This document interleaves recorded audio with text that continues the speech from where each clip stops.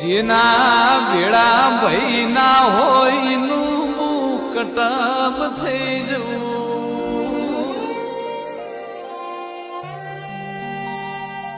તમે રાજી તો હુએ રાજી, તમે રોયા તો મારાથી ખમાશે નહીં.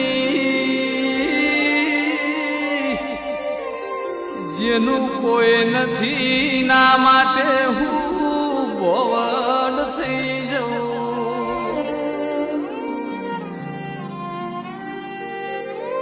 તમારા વખાન હું મારા ભીતર વેટી દઉં.